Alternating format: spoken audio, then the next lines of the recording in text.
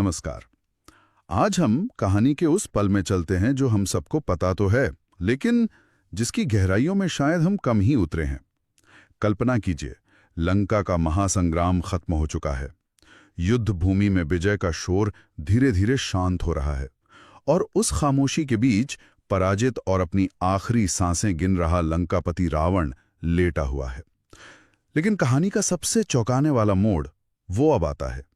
ये वो क्षण है जब विजेता राम अपने छोटे भाई लक्ष्मण से कहते हैं कि वे रावण के पास जाएं, लेकिन किसी आखिरी घाव के लिए नहीं, बल्कि ज्ञान के लिए। राइट। राम कहते हैं, लक्ष्मण जाओ और उस महान पंडित से राजनीति और जीवन के वो सबक सीख लो जो शायद तुम्हें कोई और नहीं सिखा पाएगा। ये अपने आप में एक हैरान करने वाली बात है। बिल्कुल, एक विजेता अपने भाई को अपने सबसे बड़े दुश्मन के पास एक शिष्य बनाकर भेज रहा है। राइट। और यही हमारे आज के संवाद का केंद्र है।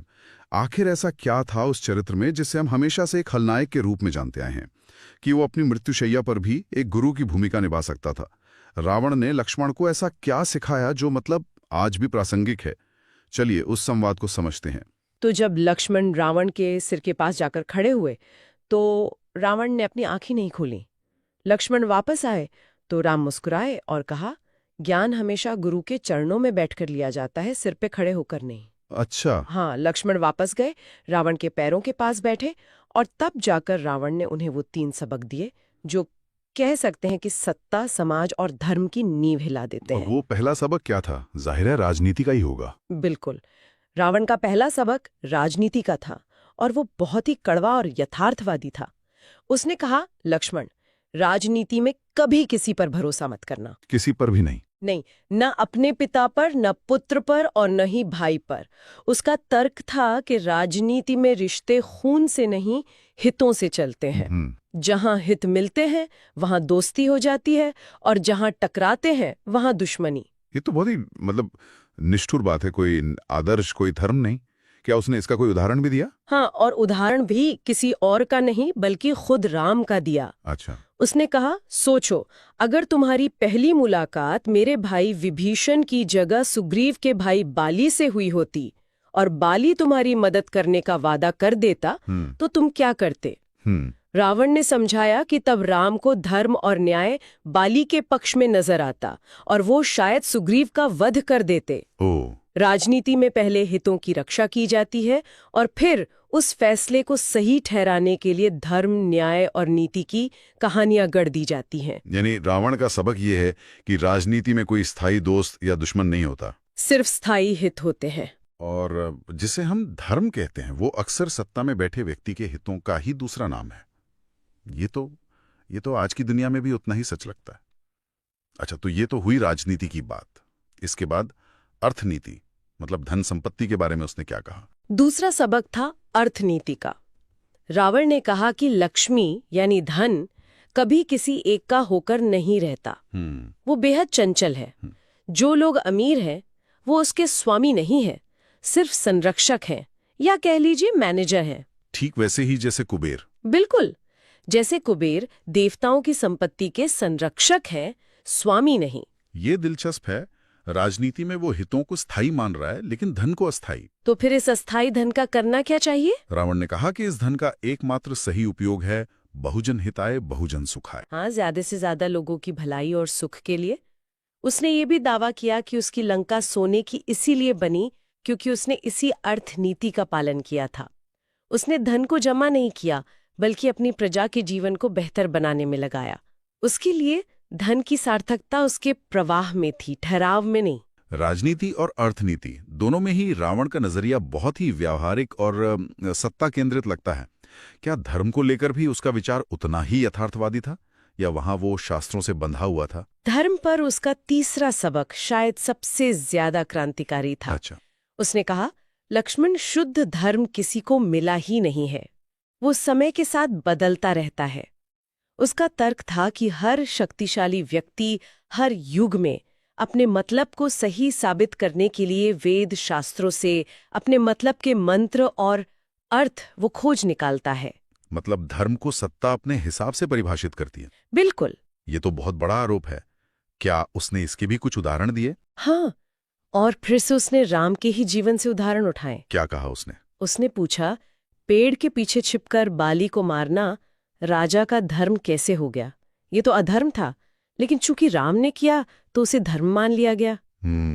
ये सवाल तो है। उसने एक और तीखा सवाल पूछा, अगर पति के साथ वन जाना सीता का स्त्री धर्म था, तो अपने पति से अलग रहकर अयोध्या में सास ससुर की सेवा करना तुम्हारी पत्नी उर्मिला का धर्म कैसे हो गया? सही बात है। दोनों के लिए धर्म की परिभाषा अलग अलग क्यों? हाँ, ये सवाल तो निरुत्तर कर देने वाले हैं। तो फिर रावण के अनुसार असली धर्म है क्या? अगर सब कुछ सापेक्ष है तो फिर सही गलत का फैसला कैसे हो? रावण के अनुसार असली धर्म सिर्फ एक है, अपने हिस्से का कर्म, अपनी जिम्मेदारी पूरी निष्ठा और लगन से करना, बिना नतीजे की परवाह किए। हाँ, बिना ये सोचे कि उसका नतीजा क्या होगा या दुनिया उसे धर्म कहेगी या अधर्म। एक सैनिक का धर्म है युद्ध करना, एक राजा का धर्म है प्रजा की रक्षा करना, भले ही उसके लिए उसे कड़े फैसले क्यों ना लेने पड़े। ये बातें तो रावण की एक बिल्कुल ही अलग तस्वीर सामने लाती हैं। ये एक दार्शनिक राजा के शब्द हैं, किसी दुष्ट राक्षस के नहीं। लेकिन फिर वही सवाल उठता है कि अगर वो इतना ज्ञानी था तो कहानी का सबसे बड़ा खलनायक कैसे बन गया? ये जो दो अलग बातें हैं, ये समझ से परे हैं। देखिए, इस विरोधाभास को समझने के लिए हमें कहानी में बहुत पीछे जाना होगा।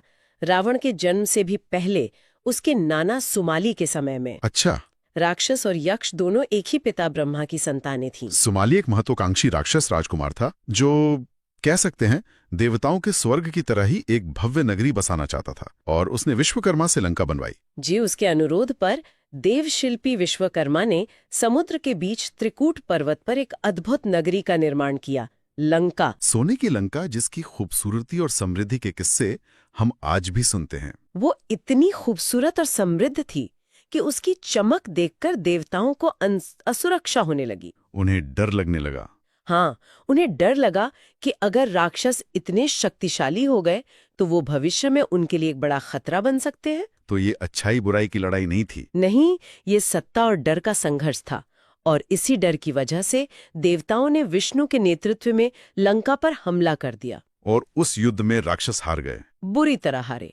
सुमाली और उसके पूरे राक्षस कुल को लंका छोड़कर पाताल लोक में अनजानवास में जाना पड़ा, और लंका पर देवताओं का अधिकार हो गया और उन्होंने उसे कुबेर, जो कि यक्षों के राजा थे, उन्हें सौंप दिया। अच्छा, तो यहीं से रावण के उदय की जमीन तैयार होती है। बिल्कुल। सुमाली के मन में अपनी खोई हुई नगरी को वापस पाने की आग जल रही थी। जाहिर है वो सालों तक इसी इच्छा के साथ भटकता रहा। एक दिन उसने ऋषि विश्वा के तेजस्वी पुत्र वैश्रवण यानी कुबेर को देखा।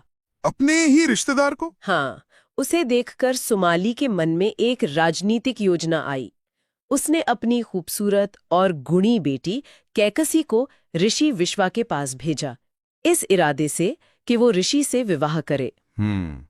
सुमाली की गणना ये थी कि एक महान ऋषि और एक राक्षस राजकुमारी का पुत्र इतना शक्तिशाली और तेजस्वी होगा कि वो देवताओं को चुनौती देकर लंका वापस हासिल कर सकेगा। तो ये एक राजनीतिक विवाह की योजना थी।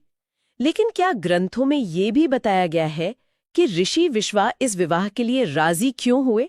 मतलब एक तेजस्वी ऋषि का एक राक्षस राजकुमारी से विवाह, इसके पीछे उनकी क्या मंशा रही होगी? ये बहुत अच्छा सवाल है।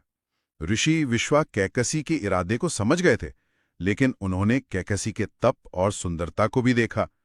उन्होंने विवाह के लिए हाँ तो कह दी, लेकिन एक चेतावनी के साथ। चेतावनी? कैसी चेतावनी?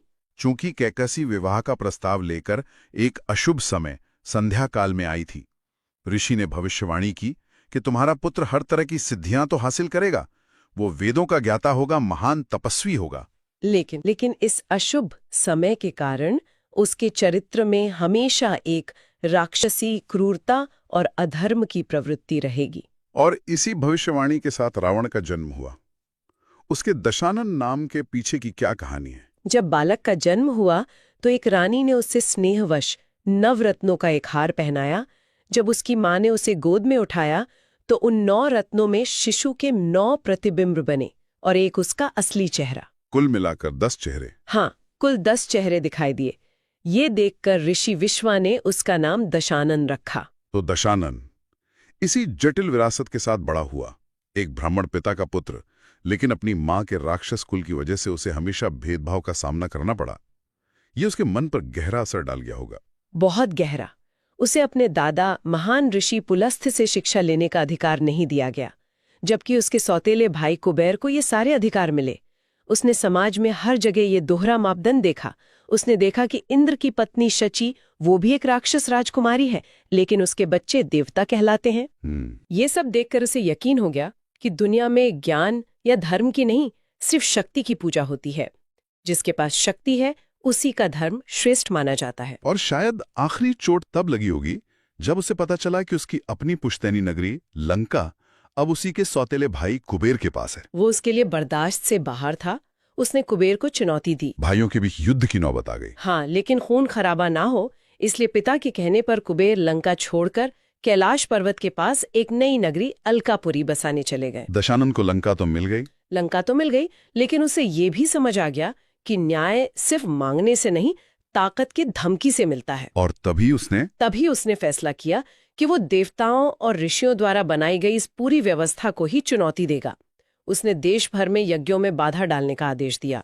ये एक तरह का ऐलान था कि अब शक्ति का संतुलन बदल रहा है। तो उसके सारे कार्य एक तरह से स्थापित व्यवस्था के खिलाफ एक विद्रोह थे। और इसी पृष्ठभूमि में कहानी उस मोड़ पर आती है जहां से महायुद्ध की शुरुआत हुई। शूर्पणखा, हमें जो कहानी पता है उसमें तो वो एक खलनायिका है। क्या इस नजरिए से उसका पक्ष भी अलग है? इस नजरिए से हाँ। इस कहानी में शूर्पणखा सिर्फ रावण की बहन नहीं, बल्कि दंडकारण्य की विशाल वन की स्वतंत्र शासक थी। अच्छा? हाँ, जब उसने वन में तपस्वी राम को देखा तो वो उन पर मोहित हो गई और उसने सीधा विवाह का प्रस्ताव रखा, एक स्वतंत्र स्त्री द्वारा अपनी इच्छा व्यक्त करना। लेकिन उस प्रस्ताव का स्वागत नहीं हुआ। बिल्कुल नहीं। राम ने मुस्कुराकर कहा कि वो तो विवाहित है और लक्ष्मण की ओर इशारा कर दिया।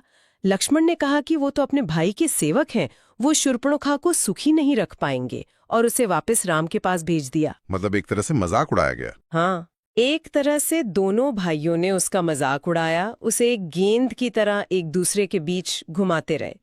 जब इस अपमान से भरी शूर्पणखा को लगा कि इस सब की जड़ सीता है और उसने सीता पर हमला करने की कोशिश की, तो राम के एक इशारे पर लक्ष्मण ने उसकी नाक और कान काटकर उसे हमेशा के लिए कुरूप बना दिया। तो उसके नजरिए से ये एक विवाह प्रस्ताव था जिसका जवाब ना सिर्फ अस्वीकृति से बल्कि क्रूर मजाक और शारीरिक हिंसा से दिया गया। जी, ये तो पूरी तरह से परिदृश्य बदल देता है। और जब ये अपमानित शूर्पणखा अपने भाई रावण के पास पहुंची तो उसने कहानी को एक ऐसा रंग दिया जो रावण को उकसा सके। उसने क्या कहा? उसने रावण से कहा कि जब उसने खूबसूरत सीता को देखा तो उसे लगा कि वो सिर्फ लंकापति रावण के महल की शोभा बढ़ाने लायक है। और जब वो सीता को रावण के लिए लाने की कोशिश कर रही थी, तब राम और लक्ष्मण ने उसका ये हाल किया। तो इस तरह उसने अपने व्यक्तिगत अपमान को रावण के सम्मान और लंका की संप्रभुता पर हमले का मुद्दा बना दिया। तो रावण के नजरिए से ये सिर्फ एक स्त्री का अपहरण नहीं था, ये उसकी बहन के अपमान का बदला था और उन दो राजकुमारों को सबक सिखाने का एक तरीका था जिन्होंने उसकी संप्रभुता को चुनौती दी थी। बिल्कुल, और यहीं से उस महायुद्ध का बिगुल बजा जिसका अंत हम सब जानते हैं। लेकिन कहानी रावण की मृत्यु पर खत्म नहीं होती। युद्ध के बाद राम का धर्म और लोकापवाद यानी जनमत का डर कहानी को और भी दुखद बना देता है। युद्ध जीतने के बाद राम सबके सामने सीता को अपनाने से इनकार कर देते हैं। जी, वो कहते हैं कि उन्होंने युद्ध अपने कुल के सम्मान के लिए लड़ा था, सीता के लिए नहीं। और सीता को अग्नि परीक्षा देनी पड़ती है। हाँ, उन्हें अपनी पवित्रता साबित करने के लिए अग्नि परीक्षा से गुजरना पड़ता है। और कहानी यहाँ भी नहीं रुकती। अयोध्या लौटने के बाद जब सीता गर्भवती होती हैं, तब राम एक धोबी की कही बात से इतने विचलित हो जाते हैं कि वो सीता के वन घूमने की इच्छा को बहाना बनाकर उन्हें हमेशा के लिए त्याग देते हैं। यहाँ एक और गहरा पहलू है। वो धोबी नहीं बल्कि एक दासी थी जिसने राम को बस उस परंपरा की याद दिलाई थी जो उन्होंने ही शुरू की थी। कौन सी परंपरा? युद्ध के बाद बाली की विधवा तारामती का विवाह सुग्रीव से हुआ और रावण की विधवा मंदोदरी का विवाह विभीषण से। अच्छा। दासी ने बस इतना इशारा किया कि इस परंपरा के अनुसार राम के बाद अयोध्या के सिंहासन के लिए लक्ष्मण को भी सीता से विवाह करना पड़ेगा। ये विचार राम को अंदर तक हिला देता है और सीता के त्याग का एक बहुत बड़ा अनकहा कारण बनता है। तो आखिर में ये कहानी हमें एक बहुत ही गहरे और बेचैन कर देने वाले विचार के साथ छोड़ जाती है। हमने शुरुआत की थी रावण की उन 3 सीखों से जो उसने लक्ष्मण को दी थी, राजनीति, अर्थनीति और धर्मनीति की कड़वी सच्चाइयों का पाठ। क्या युद्ध के बाद सत्ता और समाज के दबाव में, लोकापवाद के डर से राम ने वही फैसले लेकर अनजाने में रावण के उसी दर्शन को सही साबित नहीं कर दिया? अगर राजा का धर्म प्रजा को खुश रखना है, चाहे उसके लिए अपनी पत्नी का त्याग ही क्यों ना करना पड़े, तो क्या ये वही बात नहीं हुई जो रावण कह रहा था कि सत्ता अपने हिसाब से धर्म को परिभाषित करती है? असली धर्म क्या है और उसे तय करने का अधिकार किसके पास है? ये सवाल तब भी थे और शायद आज भी उतने ही प्रासंगिक हैं। वीडियो देखने के लिए धन्यवाद।